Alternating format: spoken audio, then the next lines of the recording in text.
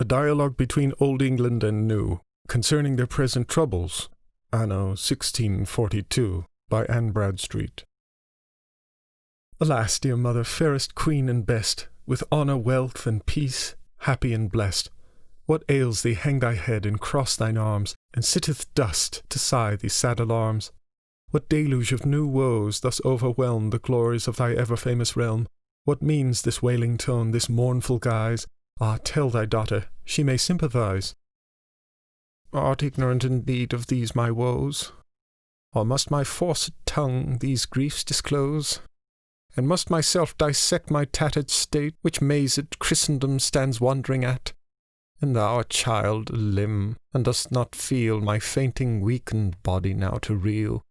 This physic-purging potion I have taken will bring consumption or an ague quaking, unless some cordial thou fetch from high, which present help may ease my malady. If I decease, dost think thou shalt survive? Or by my wasting state dost think to thrive? Then weigh our case. If 't be not justly sad, let me lament alone while thou art glad. And thus, alas, your state you much deplore in general terms, but will not say wherefore. What medicine shall I seek to cure this woe, if the wound's so dangerous I may not know? But you perhaps would have me guess it out. What hath some Hengist like the Saxon stout? By fraud or force usurped thy flowering crown, or by tempestuous wars thy fields trod down? Or hath Canutus, that brave valiant Dane, the regal peaceful sceptre from thee ta'en? Or is't a Norman, whose victorious hand with English blood bedews thy conquered land? Or is't intestine wars that thus offend?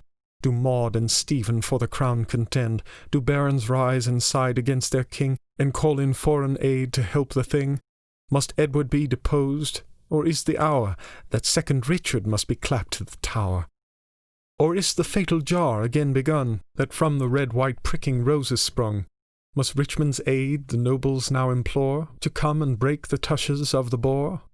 If none of these, my mother, what's your woe? Pray, do you fear Spain's bragging armado? Doth your ally, fair France, conspire your wrack? Or do the Scots play false behind your back?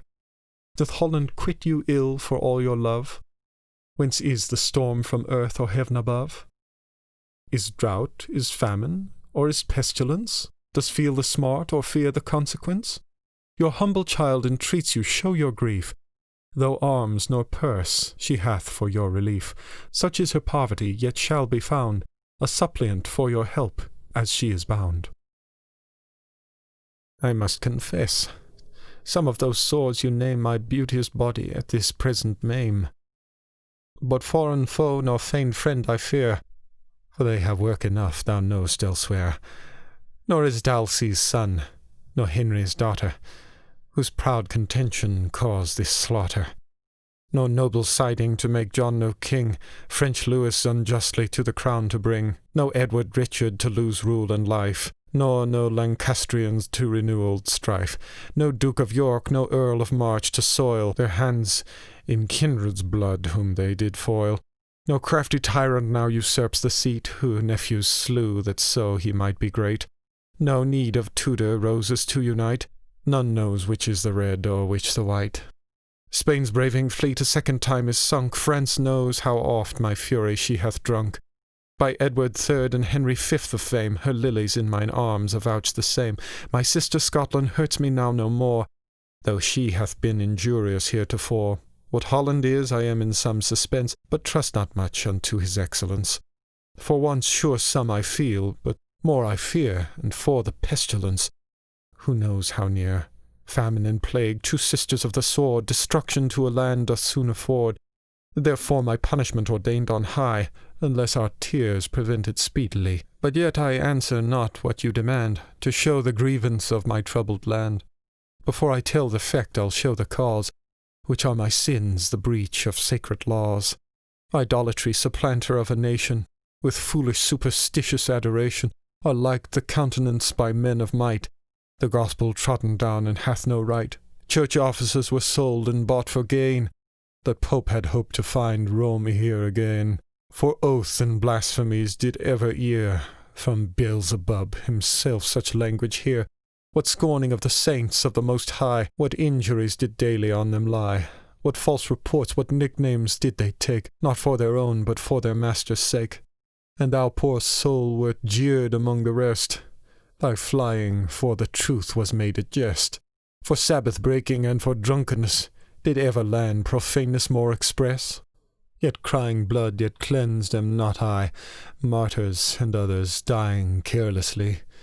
How many princely heads on blocks laid down, for naught but title to a fading crown, mongst all the cruelties by great ones done, O Edward's youth and Clarence' hapless son. O Jane, why didst thou die in flowering prime, because of royal stem that was thy crime? For bribery, adultery, and lies, where is the nation I can't paralyze, with usury, extortion, and oppression? These be the hydras, my stout transgression. These be the bitter fountains, heads, and roots, whence flowed the source, the sprigs, the boughs, and fruits, of more than thou canst hear or I relate, that with high hand I still did perpetrate. For these were threatened the woeful day, I mocked the preachers, put it far away. The sermons yet upon record do stand, that cried destruction to my wicked land. I then believed not, now I feel and see the plague of stubborn incredulity. Some lost their living, some in prison pent, some fined from house and friends to exile went. Their silent tongues to heaven did vengeance cry, who saw their wrongs and hath judged righteously, and will repay it sevenfold in my lap. This is the forerunner of my afterclap. Nor took I warning by my neighbour's falls. I saw sad Germany's dismantled walls. I saw her people famished, nobles slain, her fruitful land a barren heath remain. I saw unmoved her armies foiled and fled, wives forced, babes tossed, her houses calcined. I saw strong Rochelle yielded to her foe, thousands of starved Christians there also. I saw poor Ireland bleeding out her last, such cruelties as all reports have passed. Mine heart obdurate stood not yet aghast. Now sip I of that cup, and just may be the bottom dregs reserved are for me.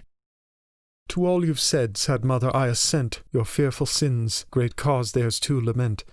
My guilty hands in part hold up with you, a sharer in your punishments my due. But all you say amounts to this effect, not what you feel, but what you do expect. Pray in plain terms, what is your present grief? Then let's join heads and hearts for your relief. Well, to the matter then, there's grown of late, 'twixt king and peers, a question of state. Which is the chief, the law, or else the king? One said it's he, the other no such thing. 'Tis said my better part in Parliament, to ease my groaning land, showed their intent, to crush the proud and right to each man deal, to help the church and stay the common weal. So many obstacles came in their way, as puts me to a stand what I should say. Old customs, new prerogatives stood on, had they not held law fast, all had been gone, which by their prudence stood them in such stead, they took High Strafford lower by the head, and to their laud be it spoke, they heldeth tower, all England's metropolitan that hour. This done, an act they would have passed fain, no prelate should his bishopric retain. Here tugged they hard indeed, for all men saw, this must be done by gospel, not by law. Next the militia they urged sore. This was denied, I need not say wherefore. The king displeased at York himself absent, they humbly beg return, show their intent. The writing, printing, posting to and fro, shows all was done, I'll therefore let it go. But now I come to speak of my disaster. Contention grown 'twixt subjects and their master. They worded it so long, they fell to blows, that thousands lay on heaps, here bleeds my woes. I that no wars so many years have known, and now destroyed and slaughtered by mine own. But could the field alone this strife decide, one battle, 2 or 3 I might abide. But these may be beginnings of more woe. Who knows but this may be my overthrow? O pity me in this sad perturbation, my plundered towns, my house's devastation, my weeping virgins and my young men slain, my wealthy trading fallen, my dearth of grain. The seed times come, but ploughman hath no hope, because he knows not who shall in his crop. The poor they want their pay, their children bread, their woeful mothers' tears unpitied. if any pity in thy heart remain, or any childlike love thou dost retain, for my relief, what due there lies in thee, and recompense what good I've done to thee. Dear mother, cease complaints and wipe your eyes. Shake off your dust, cheer up, and now arise. You are my mother nurse, and I your flesh. Your sunken bowels gladly would refresh. Your griefs I pity, but soon hope to see out of your troubles much good fruit to be. To see those latter days of hoped-for good, though now beclouded all with tears and blood. After dark popery the day did clear, but now the sun in his brightness shall appear. Blessed be the nobles of thy noble land, with ventured lives for truth's defence that stand. Blessed be thy commons, who for common good and thy infringed laws have boldly stood. Blessed be thy counties, who did aid thee still, with hearts and states to testify their will. Blessed be thy preachers, who do cheer thee on, O cry the sword of God and Gideon. And shall I not on them wish Nero's curse, that help thee not with prayers, arms, and purse? And for myself let miseries abound, if mindless of thy state I e'er be found. These are the days the church's foes to crush, to root out popling's head, tail, branch, and rush.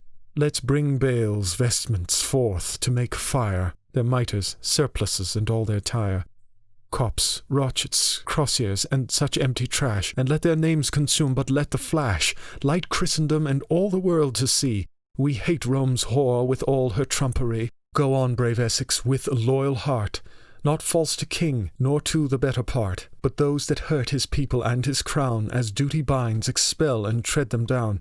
And ye brave nobles, chase away all fear, and to this hopeful cause closely adhere. O mother, can you weep and have such peers? When they are gone, then drown yourself in tears. If now you weep so much, that then no more the briny ocean will o'erflow your shore. These are they, I trust, with Charles our king, out of all mists such glorious days shall bring, that dazzled eyes beholding much shall wonder at that thy settled peace, thy wealth and splendour, thy church and wheel established in such manner, that all shall joy that thou display'st thy banner. And discipline erected so I trust, that nursing kings shall come and lick thy dust. Then justice shall in all thy courts take place, without respect of person or of case. Then bribes shall cease, and suits shall not stick long, patience and purse of clients oft to wrong. Then high commissions shall fall to decay, and pursuivants and catchpulls want their pay. So shall thy happy nation ever flourish, when truth and righteousness they thus shall nourish. When thus in peace thine armies brave send out, to sack proud Rome and all her vassals rout, there let thy name, thy fame, and glory shine, as did thine ancestors in Palestine. And let her spoils full pay with interest be, of what unjustly once she pulled from thee. Of all the woes thou canst, let her be sped, and on her pour the vengeance threatened. Bring forth the beast that ruled the world with his beck, and tear his flesh and set your feet on his neck, and make his filthy den so desolate, to the astonishment of all that knew his state. This done, with brandished swords to Turkey go, for then what is but English blades dare do? And lay her waste, for so's the sacred doom, and do to Gog as thou hast done to Rome.